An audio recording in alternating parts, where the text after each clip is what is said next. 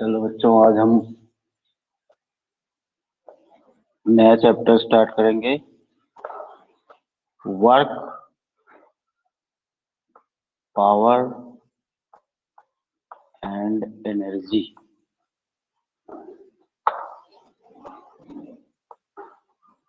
ठीक है। अरे ये चैप्टर स्टार्ट करने से पहले अपन थोड़ा सा देख लेते हैं डॉट प्रोडक्ट। डॉट या स्केलर प्रोडक्ट। अगर हमने कह दिया कि दो वेक्टर हैं ए और बी, दोनों के बीच में कुछ एंगल बन रहा है थीटा, तो इनका जो बेटा डॉट प्रोडक्ट होता है ए डॉट बी, वो कैसे डिफाइन होता है? Mod of A into mod of B into cos of theta. ठीक है।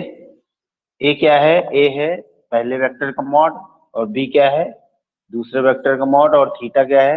इन दोनों वेक्टर्स के बीच का एंगल, है कि नहीं? अच्छा, यहाँ पे थोड़ी थोड़ी चीजें ध्यान देना जरूरी है। अगर हमने कह दिया कि थीटा आ जाए 0 डिग्री, थीटा क्या रहे?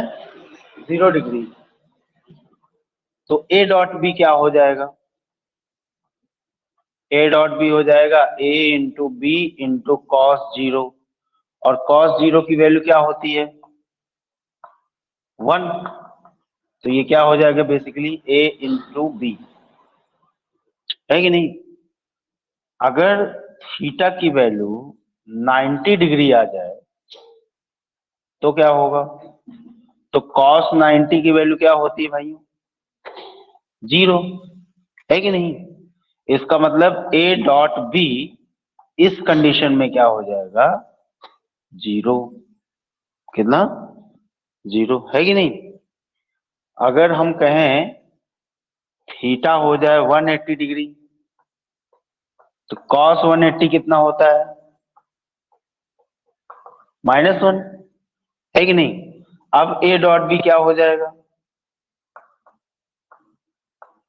ए डॉट बी हो जाएगा ए इंटू बी इंटू कॉस 180, और कॉस 180 की वैल्यू -1 रखोगे तो कितना आएगा? -AB। तो ध्यान से देखो, 0 डिग्री पे वर्क पॉजिटिव आया है, सॉरी, डॉट प्रोडक्ट पॉजिटिव आया है ए बी। 0 पे क्या, 90 डिग्री पे क्या आया है? 0। और 180 पे क्या आया है? नेगेटिव आया है, माइनस ऑफ ए बी, है कि नहीं? अच्छा, इसमें एक चीज और हम समराइज करना चाहें। अगर हमने कह दिया थीटा 0 से 90 के बीच में है, ठीक है, तो कॉस थीटा क्या होगा? पॉजिटिव होगा कि निगेटिव होगा? एएसटीसी रूल, पॉजिटिव। कॉस पॉजिटिव है, अगर कॉस थीटा पॉजिटिव है तो मतलब है कि ए डॉट बी तो पॉजिटिव ही होगा। क्यों पॉजिटिव होगा? क्योंकि ए डॉट बी क्या होता है? A B cos theta. Cos theta अगर पॉजिटिव है तो ए तो ऐसे ही पॉजिटिव होगा क्योंकि मैग्नीट्यूड है, बी भी पॉजिटिव होगा, ये भी मैग्नीट्यूड है। तो अगर हमने कह दिया कि थीटा 0 से 90 के बीच है तो ओवरऑल डॉट प्रोडक्ट जो होगा वो क्या होगा? पॉजिटिव होगा। ठीक है। सुधांशु सुनाई दे रहा है? मिस्टर सुधांशु, ठीक। चल, अगर हमने कह दिया कि थीटा की वैल्यू जो है वो 90 डिग्री हो जाए, उस टाइम पे तो क्या आ रहा है अपना? 0 आ रहा है। यहां से देख लें ए डॉट बी। अगर थीटा की वैल्यू 0 से 180 के बीच में आ रहा है, या 180 भी हो जा रहा है, ठीक है, सॉरी 90 से 180, अगर 90 से 180 तक हो रहा है तो एएसटीसी रूल से आप देखोगे तो कॉस थीटा क्या होगा? नेगेटिव होगा, है कि नहीं? अब कॉस थीटा नेगेटिव है, ये दोनों पॉजिटिव है, तो इनका मल्टीप्लिकेशन क्या आएगा? नेगेटिव आएगा। यानी कि ए डॉट बी क्या आने वाला है? नेगेटिव आने वाला है। बोलो, सही है? ठीक। चलो, यानी कि अभी हम डिफाइन करते हैं इसी के बेसिस पे वर्क।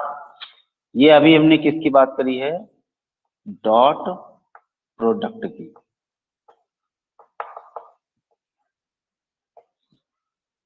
ठीक है, अभी हम डिफाइन करेंगे वर्क, कि वर्क क्या होता है।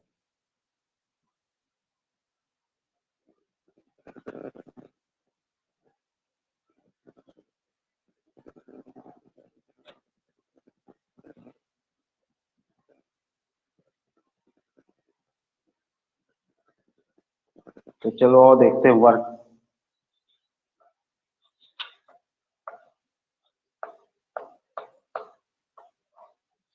वर्क को डिफाइन किया जाएगा, अगर छोटे स्केल पे बात करें तो डी डब्ल्यू डिफाइन होता है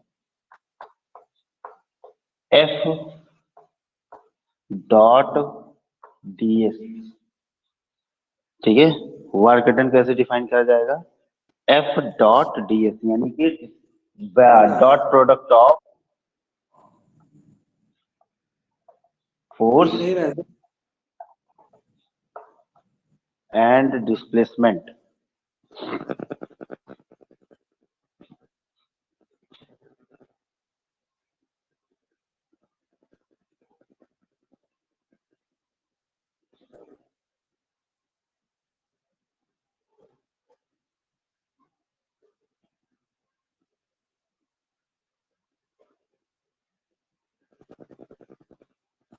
अभी दिख रहा है,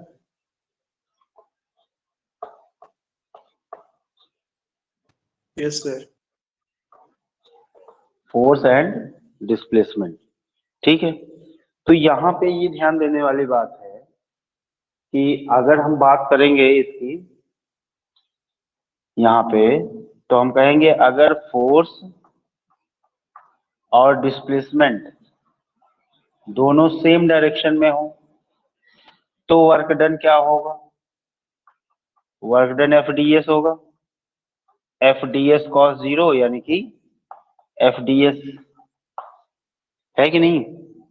अच्छा, अगर हम कहें डिस्प्लेसमेंट और फोर्स के बीच में एंगल थीटा हो, लेकिन ये जो एंगलवा हो ये 0 से 90 के बीच में हो, तो वर्क डन क्या आने वाला है, पॉजिटिव।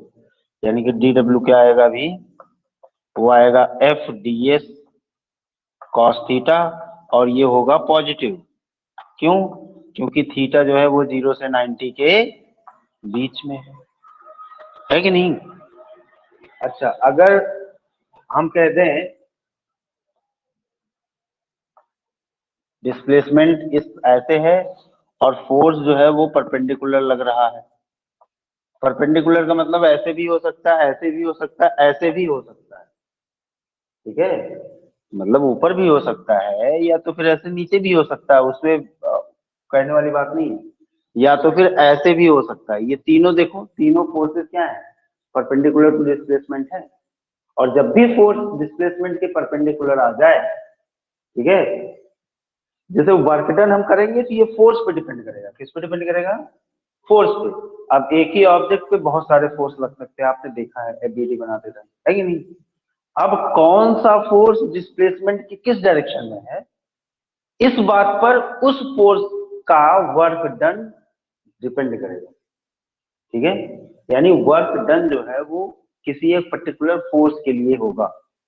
ठीक, कि वर्क डन अगर हमने कह दिया कि फोर्स अलग है, जैसे मैं कहूं कि अगर अलग अलग फोर्स लग रहा है किसी ऑब्जेक्ट पे, एमजी भी लग रहा है, नॉर्मल भी लग रहा है, फ्रिक्शन भी लग रहा है ना, तो तीनों की अलग डायरेक्शन होती है, तो तीनों की वजह से वर्क डन भी अलग अलग।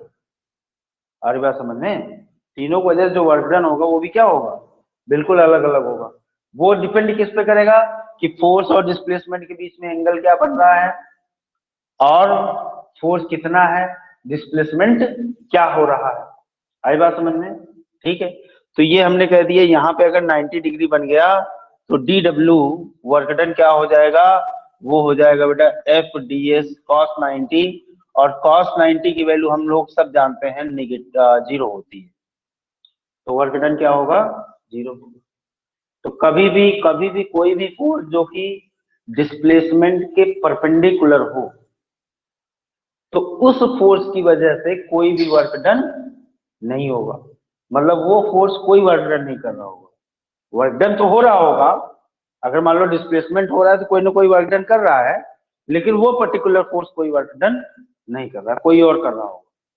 आई बात समझ में? ठीक है।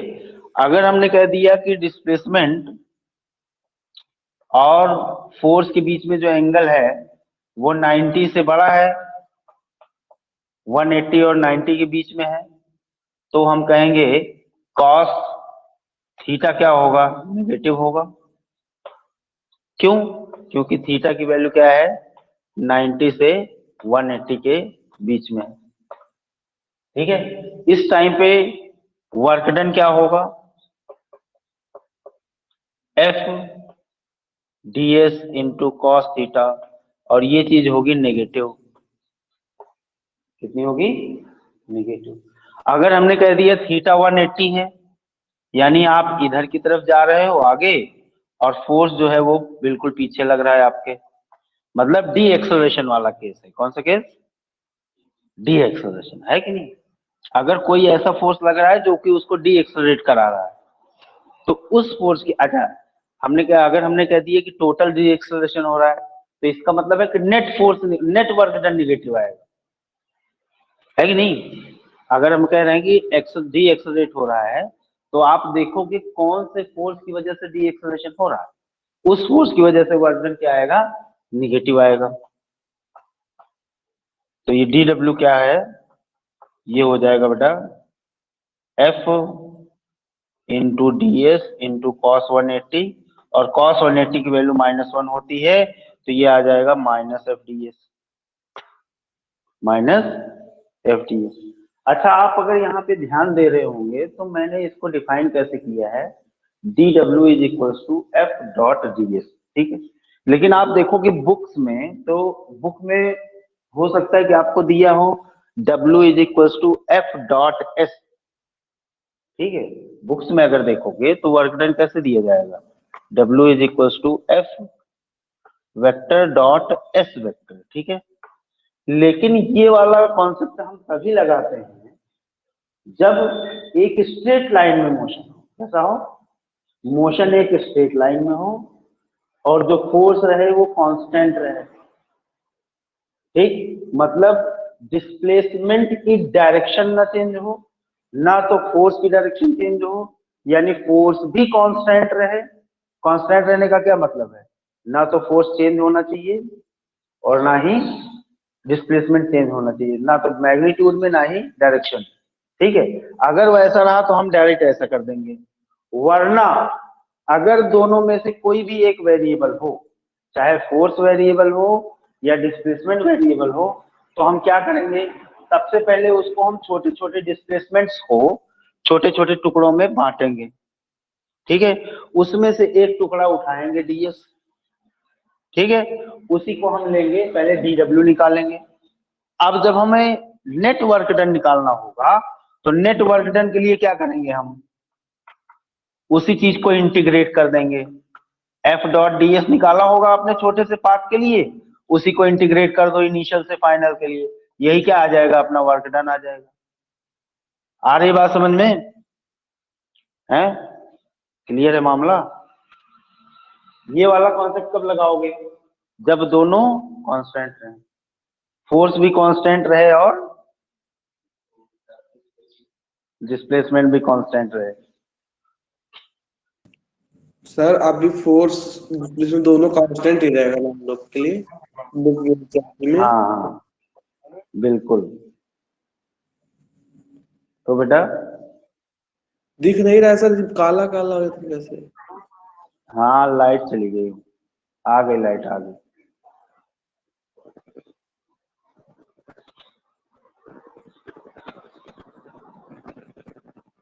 हाँ क्या कह रहे थे सुधांशु?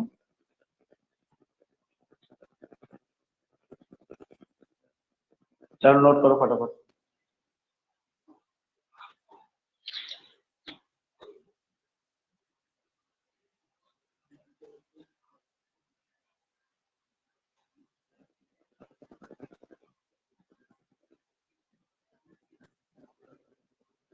सुधांशु लिख रहे हो? Yes sir. चलो ठीक है। वेक्टर वाला लिखे थे, डॉट प्रोडक्ट वाला, कि फिर उधर करें स्क्रीन? हटा दिए तो तुरंत पूरा थोड़ी लिख।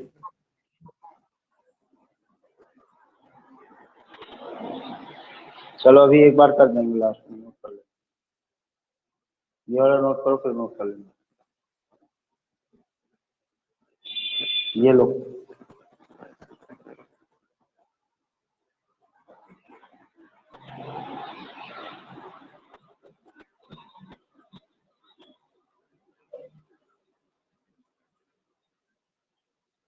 तेरी मुंद मुंद मुस्कान कैसे।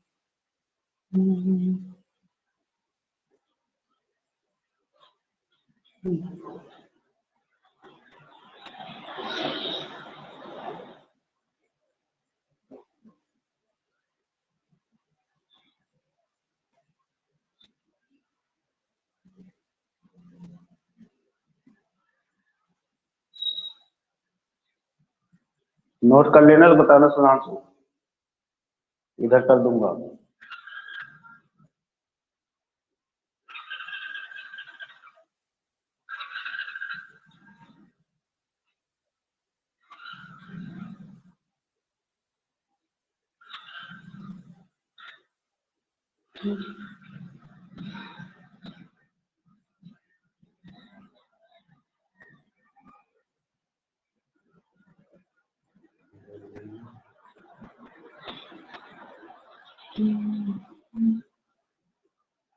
हो गया सर। ठीक, लो बेटा ये वाला भी करो फटाफट, उतारो।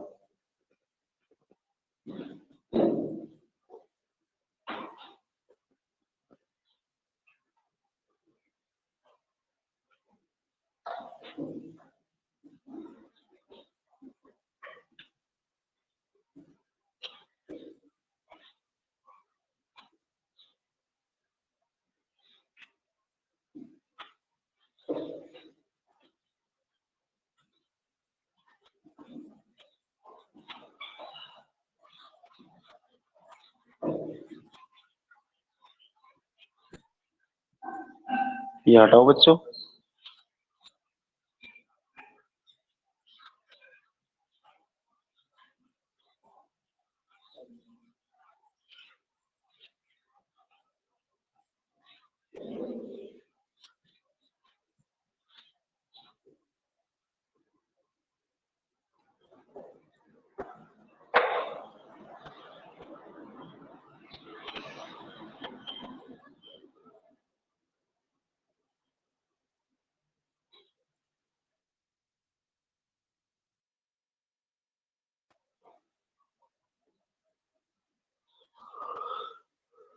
सैटरडे का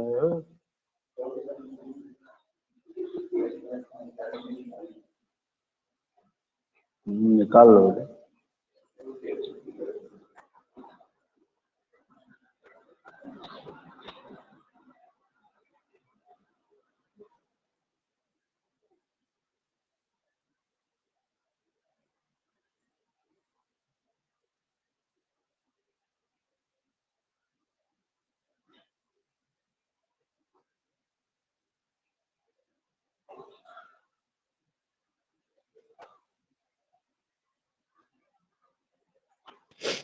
सर 180 वाला तो फिर बताएंगे सर। cos 180 वाला। 180 का हाँ 180 cos 180 बेटा 1 -1 होता ना। cos 180 डिग्री -1 होती वैल्यू। क्यों, देखो ध्यान से। cos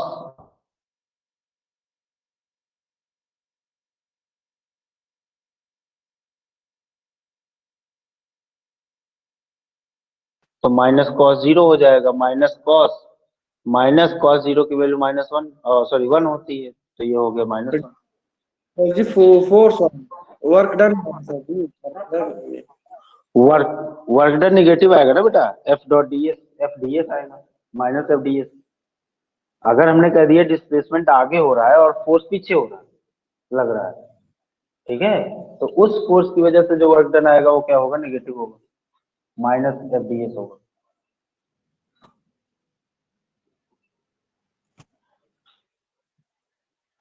हो गया सर। एकदम ठीक।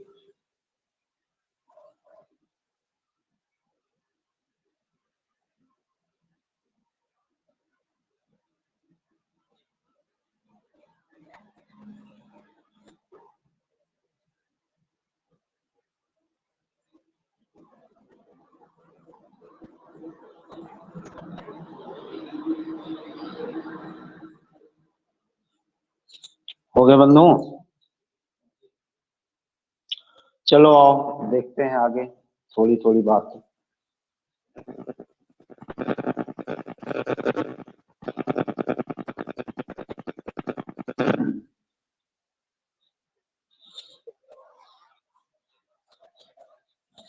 अभी हम वर्क के बारे में बात कर रहे हैं। तो वर्क को बच्चों हमने डिफाइन कैसे किया, हमने डिफाइन किया पहले छोटा सा वर्क डन, वो क्या है, F dot d S vector, ठीक है। या अगर वर्क डन डिफाइन करना हो तो कैसे करें, इंटीग्रेशन कर लें इनिशियल से फाइनल। किसको इंटीग्रेट करना है, F dot d S vector को, ठीक है।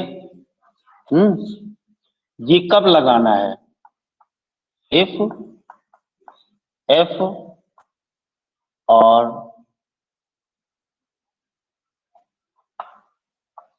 पाथ इज नॉट स्ट्रेट, या तो एफ क्या हो,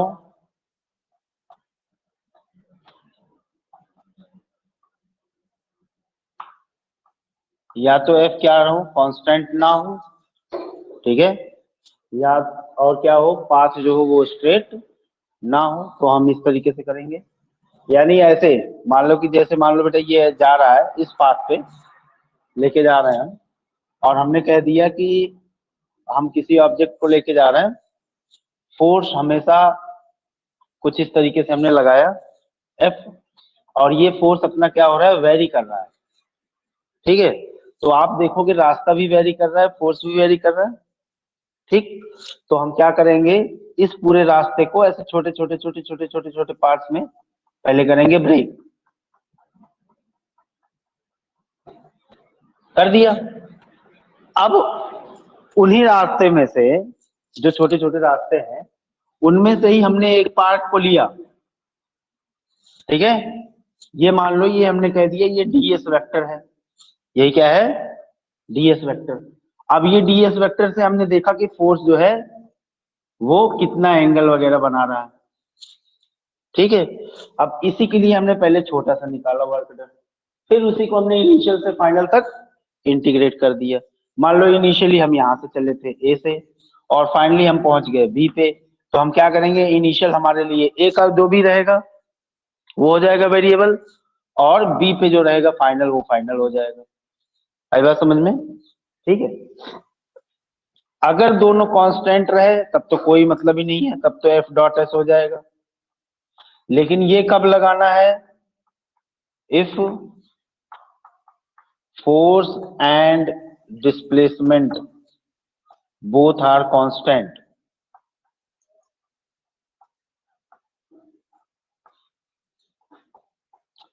in magnitude as well as in direction। अभी ये चीजें और क्लियर हो जाएंगी जब आप अपन इस पे एग्जांपल करेंगे एक एक दो दो, ठीक है, तो बातें क्लियर हो जाएंगी। अच्छा यूनिट की बात कर लेते हैं थोड़ी सी, unit, unit of work done क्या होगा, यूनिट। तो यूनिट की अगर हम बात करें,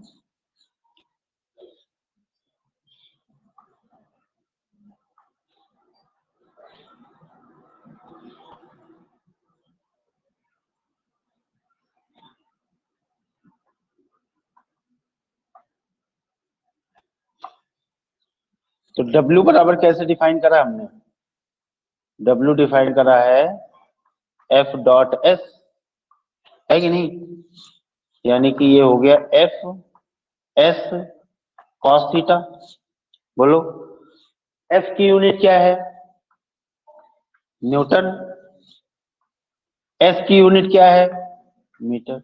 cos थीटा की यूनिट क्या है? यूनिटलेस रेशियो है ना cos थीटा। बोलो एक ट्रायंगल की साइड्स का रेशियो है कि नहीं? कौन कौन से साइड का? Base upon hypotenuse. अच्छा, बेस अगर मीटर में होगा तो हाइपोटेनस भी तो मीटर में होगा, या बेस अगर न्यूटन में होगा तो अगर वेक्टर में ही जाए तो बेस अगर न्यूटन में होगा तो वो भी तो न्यूटन में होगा। क्या हम ऐसी चीजों को ऐड या सब्ट्रैक्ट कर सकते हैं जिनका यूनिट डिफरेंट हो? नहीं कर सकते। यूनिट एंड डायमेंशन की शर्त ही यही है। ठीक है, तो हम कहेंगे यहाँ पे ये चीज क्या होगी? हमेशा यूनिटलेस। क्या होगी? यूनिटलेस है। अगर ये यूनिटलेस है तो हम कहेंगे वर्क की जो यूनिट आई वो क्या आई? Newton into metre. इसी को हम कहते हैं बेटा जूल। क्या कहते हैं? Basically 1 joule is equal to होता है 1 न्यूटन इंटू मीटर। ठीक। इसकी एक और यूनिट होती है सीजीएस यूनिट। अगर हम बात करें सीजीएस, ये तो एसआई सिस्टम में हो गई। एसआई यूनिट क्या हो गई? जूल। क्या हो गई? जूल। ठीक है, जूल इस तरीके से लिखा जाएगा। देखो ध्यान से, ऐसे लिखेंगे हम। अगर जूल पूरा लिख रहे हो ना तो स्मॉल जे से स्टार्ट करना। अगर केवल एक वर्ड लिख रहे हो तो कैपिटल में लिख देना। ठीक है, ये यूनिट लिखने का तरीका होता है कि अगर हम जैसे न्यूटन लिख रहे हैं ना, न्यूटन अगर एक वर्ड में लिख रहे हो तो कैपिटल में लिखो, अगर पूरा लिख रहे हो तो स्मॉल में लिखो फिर। ठीक, ये यूनिट लिखने का तरीका। अच्छा, इसकी यूनिट अगर हम सीजीएस की बात करें तो सीजीएस यूनिट होती है अर्ग। क्या? अर्ग। जैसे 1 जूल था वैसे 1 अर्ग होगा। अर्ग को हम कैसे डिफाइन करेंगे? 1 डाइन इंटू सेंटीमीटर। अब सीजीएस में हो गया 1 डाइन इंटू सेंटीमीटर। अगर मैं जूल और अर्ग में रिलेशन निकालना चाहूं तो 1 joule is equal to 1 newton में कितने डाइन होता है? हाँ, 10 लाख डाइन मिला के तब 1 न्यूटन बना, है कि नहीं? है, 10 लाख डाइने बनी तब 1 न्यूटन आया। तो 10⁵ हो गया न्यूटन। और सेंटीमीटर में, 1 मीटर में कितने सेंटीमीटर? 100। तो 10⁵2 ये क्या हो गया? डाइन सेंटीमीटर, है कि नहीं? तो ये 1 joule is equal to 10⁷7 dyne centimetre. क्या कहोगे? अर्ग। यानी 1 जूल इज इक्वल टू कितना अर्ग हुआ? 10⁵7 अर्ग। ठीक है, एक और यूनिट होगी इसकी।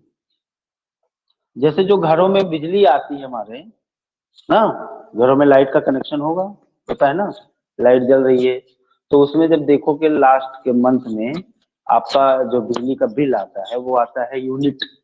कितना यूनिट आपने यूज किया? 100 यूनिट, 200 यूनिट, 300 यूनिट ना। तो एक और यूनिट होती है इसकी वर्क की। वो क्या होती है? वो बेसिकली एनर्जी की यूनिट को ही वर्क यूनिट उसमें बताते हैं। उसको भी देख लो।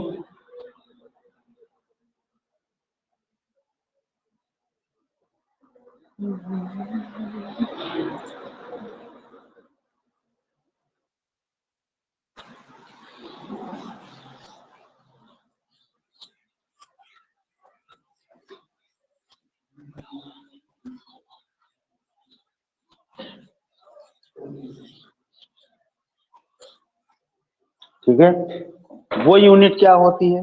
ध्यान से देखें। 1 यूनिट, जो घरों में बिजली की यूनिट आती है वो होती है 1 किलोवाट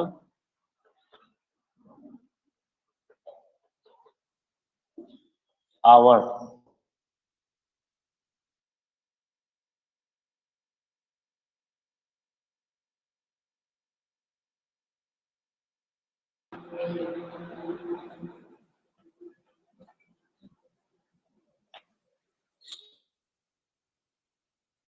आवर। नोट करो, वाट तो बेटा पावर की यूनिट होती है ना।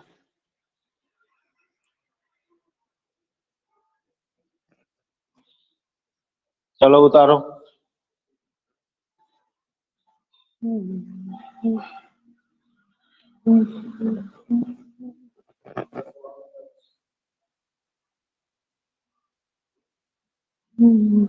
तुम बोल के काम कर लेते हो, तुम अगर नहीं बोलते तो भी मैं बताता हूँ। अभी इतने दिन से आते हुए हो गया, तुम्हें सहूर नहीं आया। दो दिखाओ, ये क्या है, क्यों पूछे बीच में।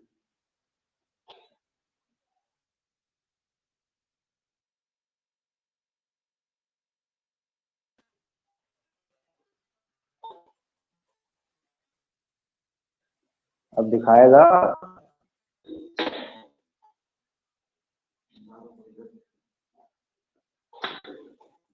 12 में क्या है समझ नहीं आ रहा।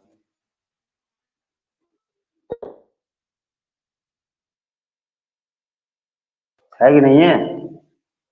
साइन कॉस को एक तरफ कर, साइन बाई कॉस क्या होता है। तब लल्लू लल्लू सवाल पूछोगे।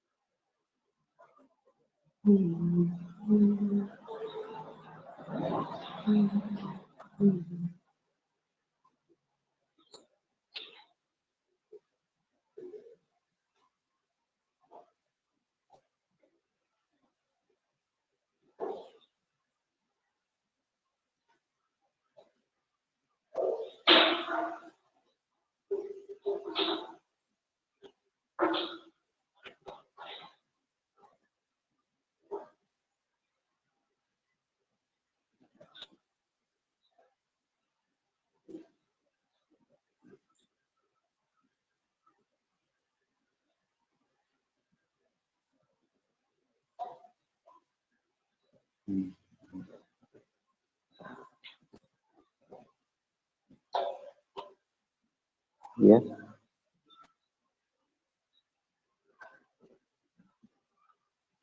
हो गया सुधांशु। मिस्टर सुधांशु। सर ये ही था जी।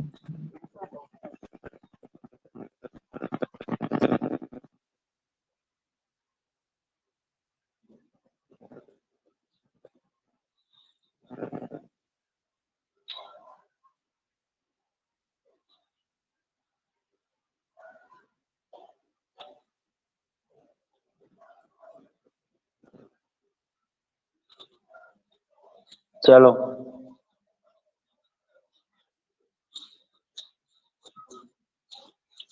आओ हम थोड़ा सा आपको लेके चलते हैं वेराइटीज के बारे में, कैसे कैसे वर्क कैलकुलेट किया जाएगा।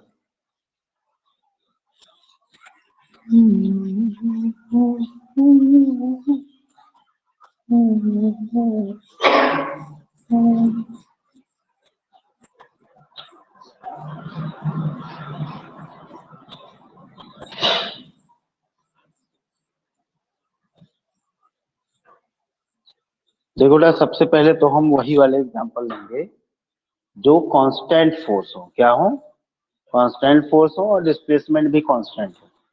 ठीक है, तो सबसे पहले एग्जांपल्स होंगे work done bye constant force. ठीक है, जो कि ना तो डायरेक्शन में ना तो मैग्नीट्यूड में ही क्या हो, ब्रेक डिपेंड ना करें। आई बात समझ में। जैसे फॉर एग्जांपल हमने कहा, ध्यान से देखें, हमने कहा एक गाड़ी है। ठीक है, थोड़ा सा ये क्वेश्चन आपको टफ भी लग सकता है। ठीक, ये एक गाड़ी है और इसको हमने इस साइड लगाया है फोर्स 10 न्यूटन का, ठीक है। और ये बच्चों वाली गाड़ी है 1 किलोग्राम की, या मान लो 10 किलोग्राम की, 10 केजी की, 10 केजी की गाड़ी है, 10 न्यूटन का फोर्स मैंने लगाया है, ठीक है। अब ये और सरफेस जो है वो है स्मूथ, कैसी है, स्मूथ सरफेस है, ठीक। आई बात समझ में? लिखो, सवाल लिखो, क्वेश्चन नोट करो।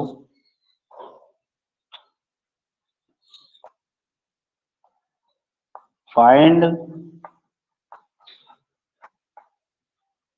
Work done by each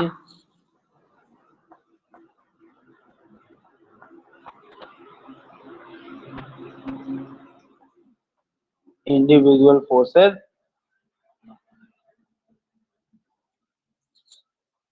acting on toy car, ठीक है।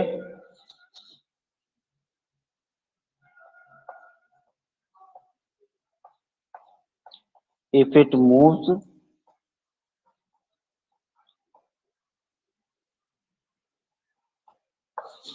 for 10 seconds after starting from rest,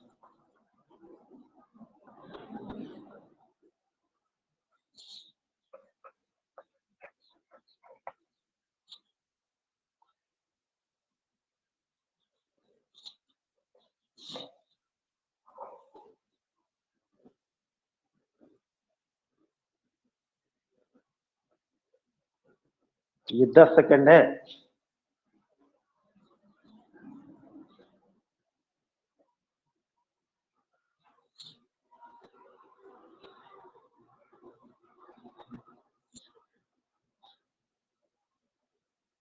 ठीक है।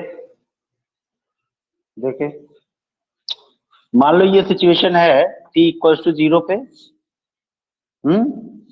और मस्त इस पे इसकी वेलोसिटी क्या थी, 0, इनिशियल वेलोसिटी भी क्या है, 0 है। अब हमने कहा कि 10 सेकंड ये चला, 10 सेकंड चला, तो 10 सेकंड के बाद बच्चे t बराबर 10 सेकंड पे इसकी वेलोसिटी क्या हो जाएगी। देखो, चूंकि 10 न्यूटन लग रहा है, अगर हम देखें इस पे फोर्सेस की बात करें, तो फोर्स तो बेटा एक तो नॉर्मल लगेगा, है कि नहीं, नॉर्मल लगेंगे ना, नॉर्मल लगा। हालांकि इन दोनों को मिला के, चलो ठीक है, n1 n2, मान लो इन दोनों का कॉम्बिनेशन n1 n2 l लगा, ठीक। और एक तो क्या लगेगा, mg लगेगा, और एक तो ये फोर्स लग रहा है 10 न्यूटन का, है कि नहीं। अब ये 10 न्यूटन का फोर्स हमेशा लग ही रहा है, कॉन्स्टेंटली लग रहा है, ठीक है, 3 फोर्सेस लग रहे हैं। तो हमने कहा कि ऊपर नीचे तो गाड़ी जा नहीं रही है, कूद तो रही नहीं है, आगे ही आगे जा रही है, तो इसका मतलब है कि इसका एक्सेलरेशन किधर की तरफ होगा, आगे की ओर। अगर मैं एक्सेलरेशन की बात कर लूं, तो एक्सेलरेशन क्या होगा, 10 न्यूटन डिवाइडेड बाय 10 किलोग्राम, यानी कि 1 मीटर पर सेकंड स्क्वायर। बोलो, 1 मीटर पर सेकंड, यानी कि हर 1 सेकंड के बाद इसकी वेलोसिटी में 1 मीटर पर सेकंड ऐड हो जाता है। आई बात समझ में? तो 10 सेकंड के बाद क्या हम इसमें लगा सकते हैं v equal to u plus at, लगा सकते हैं। तो इसकी वेलोसिटी क्या हो जाएगी 10 सेकंड के बाद, स्पीड क्या हो जाएगी, u तो 0 थी, at का मतलब हो गया 1 इंटू 10, यानी कि 10 मीटर पर सेकंड। अगर मैं ये कहूं कि डिस्टेंस कितनी मूव कर जाएगा, ये डिस्प्लेसमेंट क्या होगा, तो क्या कहोगे, s इज इक्वल टू, क्या यहाँ पे a जो है वो कांस्टेंट है, कांस्टेंट है तो हम ut plus half at square भी लगा सकते हैं। अरे कांस्टेंट था तभी तो ये लगाए आप, अगर वेरिएबल होता थोड़ी ना लगाते। तो हम कहेंगे ये तो हो गया 0, ये आ जाएगा हाफ, a का मतलब 1, t स्क्वायर का मतलब हो गया 100, तो ये आ गया कितना, 50 मीटर। कितना चल लिया ये, 50 मीटर चल लिया। ठीक है, अब अगर बात करा जाए तो इसमें कितने फोर्सेस लग रहे हैं बेटा, ध्यान से देखो। अगर मैं N1 बात करूं, N1 हो गया, N2 हो गया, इन दोनों को मिला के मैं N कह लूं, या अगर इंडिविजुअल भी लूं, तो हमने कहा कि एक तो फोर्स लग रहा है यहाँ पे N1, तो वर्क डन एक तो N1 की वजह से होगा, एक वर्क डन होगा बेटा N2 की वजह से, एक वर्क डन होगा यहाँ पे Mg की वजह से, और एक वर्क डन होगा जो कि हमने लगाया है फोर्स F की वजह से। बोलो, क्या ये चारों फोर्सेस की वजह से वर्क डन को कैलकुलेट करना हमारा धर्म है, हमारा यस कर्म सर। भी है ना? अरे आप बता, गाड़ी किधर भग रही है? आगे बोलो, बे बोला करो, मुंडे हिला रहे हो बैठ के यहाँ पे, ऐसा लग रहा है जैसे सुबह सुबह एकदम ऐसे आए हो, जबरदस्ती पकड़ के बैठा दिए गए है चमगादड़ करके। देखो इधर, बताए N1 और S के बीच में फोर्स कितना लग रहा है? N1 डॉट S वेक्टर क्या होगा? है, दोनों के बीच में एंगल कितना है? इतनी देर में समझ में आया? अबे 90 है ना। देखो N1 बेटा लग रहा है ऊपर, N1 ऊपर, और डिस्प्लेसमेंट आगे, तो दोनों के बीच में एंगल कितना? 90। तो इसकी वजह से जो वर्क डन आने वाला है वो कितना आएगा? N1 into S into cos 90 हो गया 0, कितना? 0। N2 की वजह से, तो यहां भी N2 vector dot S vector, यहां पे भी देखोगे तो क्या होगा? यहां भी तो 90 डिग्री बन रहा है। बोलो भाइयों, तो ये क्या हो जाएगा? N2S इंटू कॉस 90, ये भी आ गया कितना? 0। mg की वजह से, अगर हम mg का देखेंगे तो mg किधर की तरफ लग रहा है? mg लग रहा है डाउनवर्ड, और आगे की तरफ जा रही है राइट साइड कार, तो दोनों के बीच में एंगल फिर से कितना है? 90। तो हम कहेंगे एक तो ये फोर्स लग रहा है mg dot S, mg dot S vector, और ये क्या होगा? mg इंटू एस, एस को अगर देखोगे 50 मीटर है, तो cos 90, cos 90 का मतलब क्या हो गया? 0। अब मुद्दे की बात आई है, F, work done by force F। तो देखो बच्चों, हमने कहा अगर S आगे है ना, तो फोर्सवा भी आगे ही लग रहा है, 10 न्यूटन। 10 न्यूटन में किधर लग रहा है? तो दोनों के बीच में एंगल कितना है? 0। थीटा बराबर कितना है? 0 डिग्री। अगर 0 डिग्री है तो हम कहेंगे F डॉट S क्या आ जाएगा? F S into cos 0, cos 0 का मतलब एफ एस, एफ कितना है? 10 है, एस कितना है? 50 है, कॉस 0 की वैल्यू हम पढ़ते आए हैं बचपन से, वो होती है 1। तो ये कितना हो गया? 500 न्यूटन मीटर लिखा जाए, जूल लिखा जाए? जूल लिखो डायरेक्ट। तो आंसर क्या आया है? 0000150, सॉरी 500 जूल। ठीक है, तो यहाँ पे अगर आप ध्यान से देखें तो केवल एफ ही फोर्स था जो अलोंग चल रहा था, लग रहा था, उसी की वजह से वर्क डन क्या आया है? पॉजिटिव आया है। और कितना आया है? प्लस 500 जूल आया है। बाकी जो फोर्सेस लग रहे थे जो परपेंडिकुलर थे, उनकी वजह से क्या आ रहा है? 0 आ रहा है। ठीक है, आई बात समझ में? चलो अभी ऐसे 2-4 सवाल और करेंगे, उसके बाद कुछ मैं आपको बताने वाला हूँ, और नोट करो।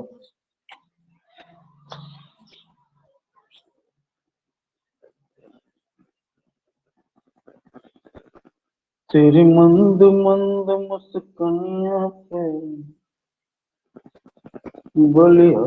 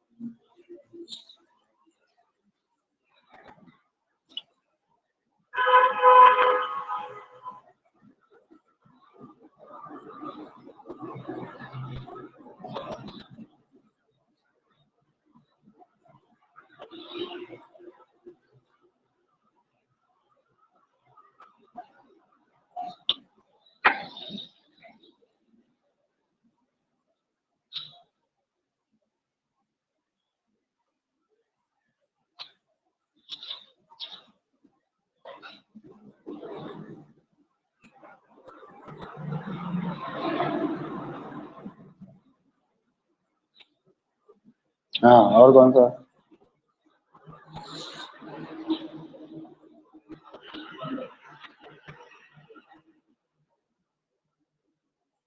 तो बेटा x upon A square plus x square है ना, तो base base upon B H होगा। ए क्या हो गया? ए हो गया बेस, सॉरी परपेंडिकुलर, और एस क्या है? बेस है।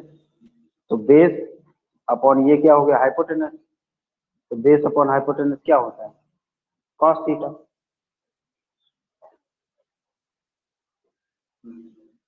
तो फिर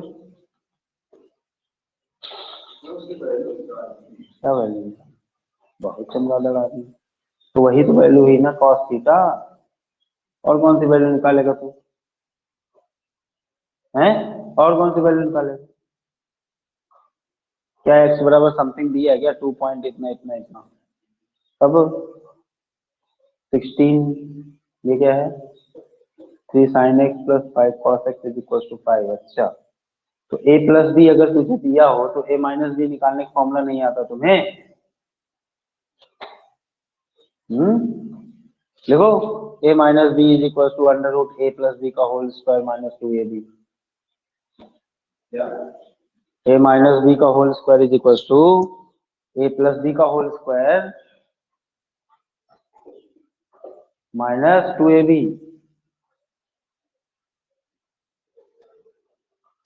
ओके सर। माइनस 2ab, हाँ। हाँ बेटा, हो गया।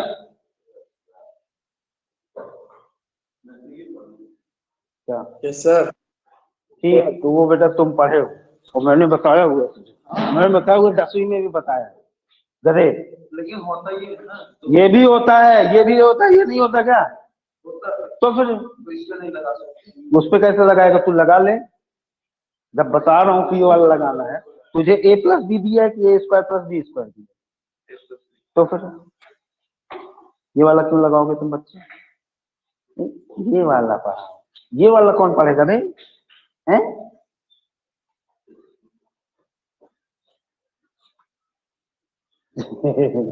एक धुरंधर है। चलो दूसरा सवाल लिखो। अब देखो, एक बड़ा इंटरेस्टिंग सवाल है। इंटरेस्टिंग सवाल कैसे है? मान लो यू आर मजदूर, ठीक है, आपकी ड्यूटी लग गई किसी बस स्टॉप पे। अब भाई पढ़ोगे लिखोगे नहीं तो क्या होगा? वही वाला काम करोगे फिर, है कि नहीं? कुली वाला ना। नहीं तो वो कौन सा सुधांशु, आलू ले लो, गाजर ले लो, बैगन ले लो, है कि नहीं? 10वीं 12वीं के बाद यही करोगे जब नहीं पढ़ोगे ढंग से। तो जब फिजिक्स आती नहीं रहेगी तो क्या करो? कहीं बोझा वोझा ढोगे ना, तो बोझा ना ढोना पड़े इसलिए पढ़ना पड़ता है। तो हमने कहा कि चल मान लो कि आपकी जो है आपने पढ़ाई नहीं करी अच्छे से और आपका काम लग गया बोझा ढोने में। अब सोचो अगर नहीं पढ़े लिखे हो ना तो वहां भी उल्लू बन जाओगे। कैसे उल्लू बन जाओगे? देखो, मान लो कोई पढ़ा लिखा इंसान आया, उसने आपको दे दिया एक गट्ठर पकड़ा दिया, ठीक है, वो गट्ठर उसने पकड़ाया आपको, ठीक, और इस तरीके से है, ये 10 मीटर का प्लेटफॉर्म है, ठीक, सॉरी 100 मीटर ले लो, 100 मीटर आपको लेके चलना है। आपके ऊपर बोझा लाद दिया गया है 50 किलो का, ठीक है, 50 किलो का बोझा लद गया सर पे, ठीक, कांटेक्ट में है ये बेसिकली, ये आपके ऊपर बोझा लग गया भाई साहब, ठीक है। अब आप इसको लेके जा रहे हो बढ़िया बकायदा, ठीक। मैं ये कहूँ, सबसे पहले तो जब आप इसको पूरे प्लेटफॉर्म पे लेके जाओगे पॉइंट ए से बी तक, ठीक है, तो आपको वर्क डन आपने कितना किया बोझे पे? Work done by you on the बोझा, ऑन दी बोझा, ठीक है। कैलकुलेट लिख लो।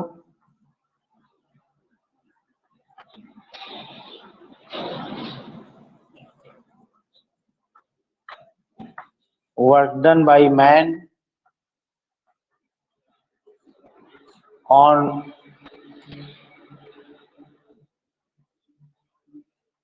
लगेज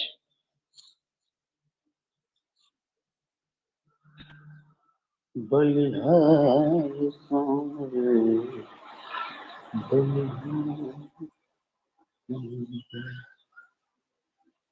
तेरे मंद सपनों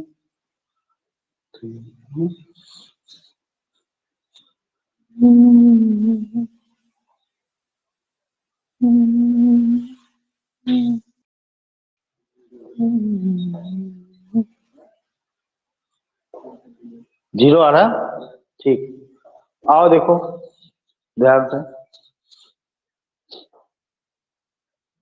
यहाँ पे थोड़ा सा ध्यान देने वाली बात है। क्या बात है ध्यान देने वाली? अगर हम बात करें वर्क डन बाय मी, तो मैंने इस पे कांटेक्ट फोर्स लगाया है। क्या लगाया है? कांटेक्ट फोर्स, ठीक है। तो नॉर्मल कांटेक्ट, एक तो नॉर्मल कांटेक्ट होगा, एक फ्रिक्शन भी होगा। नॉर्मल कांटेक्ट और फ्रिक्शन, है कि नहीं? हालांकि हम फ्रिक्शन को बार बार भूल जाते हैं। तो अगर हम देखेंगे, इसकी ये बीडी बनाए बोझे की,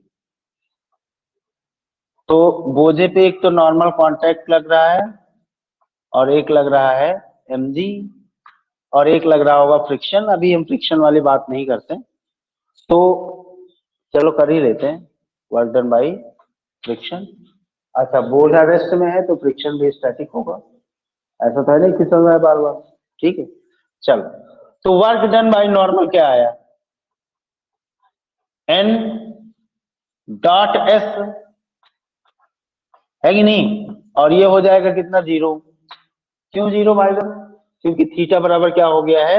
90, ns cos 90 बराबर जीरो। यानी बोझे पे आपने जो नॉर्मल फोर्स से काम किया ना, वो जीरो है। वो क्या है? जीरो है। Work done bye mg mg dot S, तो ये भी mg cos 90, ये भी क्या हो गया? देख लें ध्यान से, एस इधर की तरफ है, आगे की ओर, ठीक है। अब देख, अब आप लेके गए मस्त, ठीक है। अब आपने मान लो कि लेके गए और स्मूथ रहा, बोझा कैसा रहा? स्मूथ, यानी कि बोझा और आपके बीच में कोई फ्रिक्शन ही ना लग रहा हो, ठीक है। तो अगर कोई कैलकुलेटर वाला आदमी रहेगा तो वो आपको 0 रुपए पे करेगा। कोई पैसा पे करेगा क्या? कोई पैसा पे नहीं करेगा। लेकिन नॉर्मली ऐसा होता नहीं है। नॉर्मली ऐसा होता क्या? अगर कोई बोझा किसी से ढुला लो और उसको पैसा ना, तो देखो खटिया खड़ी बिस्तर गोल कर देगा तुम्हारे। आई बात समझ में? ठीक है। या अगर मान ले तू ही ढो रहा है, फिर मैंने तुझे 2 हाथ मार दिया, बस पैसे तूने तो वर्क ही नहीं किए, मैंने कैलकुलेट करके निकाल दिया, तो आप तुरंत कहोगे भाई साहब आप अभी एक फोर्स छोड़ रहे हो। अगर पढ़े लिखे हो तो, पढ़े लिखे हो तो अभी कौन सा फोर्स छोड़ रहे हो तुम? फ्रिक्शन वाला। वो कौन लगा रहा है? वो भी तो मैं ही लगा रहा हूं। अरे भाई, वो भी तो वही आदमी लगा रहा है उस पे, बोझे पे। तो हमने फ्रिक्शन को छोड़ रखा है। तो जो आप पैसा वसूलोगे वो किसकी वजह से, कौन से फोर्स की वजह से वसूलोगे? फ्रिक्शन की वजह से वसूलोगे। फ्रिक्शन भी आगे ही लग रहा है, ठीक है, और आप भी आगे ही चल रहे हो। बोलो, अरे सही है बात कि गड़बड़ है? Yes sir. सही है ना? हाँ, तो जो ये है ये नॉट इक्वल टू जीरो होगा। ये फ्रिक्शन की वैल्यू वर्क डन क्या होगी? Not equal to zero. तो आपको पैसे जो पे करने पड़ रहे हैं वो केवल और केवल क्या कांटेक्ट फोर्स की वजह से या मिल रहे हैं क्या? नहीं, नॉर्मल कांटेक्ट की वजह से नहीं। आप सारे कॉन्टेक्ट्स को देखोगे, आपने हाथ भी लगा के पकड़ा हुआ है, जब हाथ लगाओगे तो मान लो ऐसे खींचा हुआ है, तो एक तो नॉर्मल ऐसे डायरेक्शन में गया और फ्रिक्शन ऊपर की तरफ गया, तो उस नॉर्मल की वजह से तो फोर्स आएगा, है कि नहीं? तो आपको पे तो मिल जाएगा अगर समझदार हो तो। पढ़े लिखे से अगर पाला पड़ गया, यानी कि मजदूरी करनी है तो भी पढ़ाई लिखाई जरूरी है, फिजिक्स आना चाहिए, ऐसा समझ में। नहीं तो कोई आया भी टमाटर मार के चूतिया बना के चला गया 2 मिनट में, कहे भाई ये पैसे नहीं थे, तुमने वर्क भी नहीं किया है। अब तुम भी सोच में पड़ जाओगे, हाँ यार नॉर्मल तो हमने ऐसे ही लगाया था तो वर्क हो गया नहीं। अच्छा एक चीज और, इसी से हमें एक चीज और समझ में आती है क्या, कि अगर नॉर्मल ना लगाए ना तो वर्क डन 0 होगा। वर्क डन, सॉरी, अगर फ्रिक्शन ना लगा होता, तो इसका मतलब है कि अगर फ्रिक्शन ना होता तो हम तो बोझा को ले ही नहीं जा पाते। ले जा पाते क्या? कोई डिस्प्लेसमेंट आप नहीं करा सकते थे। ये सोचो कि नॉर्मल लगा के कोई डिस्प्लेसमेंट करा लेते, नहीं करा लेते, करा पाते क्या? बहुत चीज जो फिसलती हो क्या उसको तुम हाथ में अपने पकड़ सकते हो? स्मूथ चीज को नहीं पकड़ सकते, है कि नहीं? यानी वर्क कराना है तो फ्रिक्शन जरूरी है, फ्रिक्शन जरूरी है, वरना पैसे ना मिलेंगे भाई। अरे बात समझ में, नोट कर ले। यहाँ से एक मोरल स्टोरी भी आ रही है क्या, कि पढ़ाई लिखाई बहुत जरूरी है, ठीक है, लाइफ के अंदर।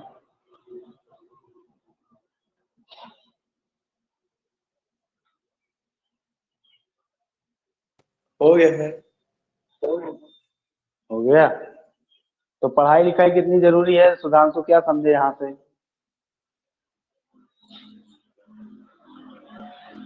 हैं? केला ढो, केला ढो। हाँ हाँ, झोला ढो, केला ढो, ठेला ढो, सब ढो। आया भाई? कौन सा? कौन सा?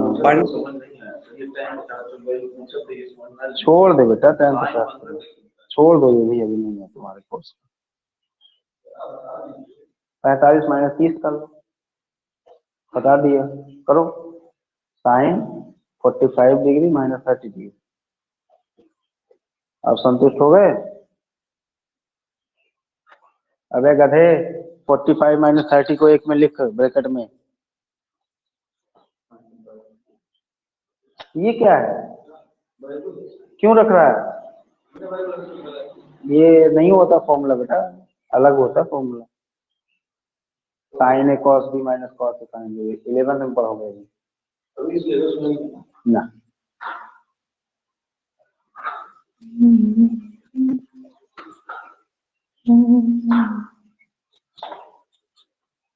चलो आज के डिस्कशन को यहीं विराम देते हैं, ठीक है? हम लोग कल पुनः इसी जगह पे इसी समय हाजिर होंगे। तब तक के लिए टाटा बाय बाय, शुभ रात्रि नहीं वे, शुभ दिन हो गया है। चलो बेटा सुधांशु, फिर मिलते हैं कल।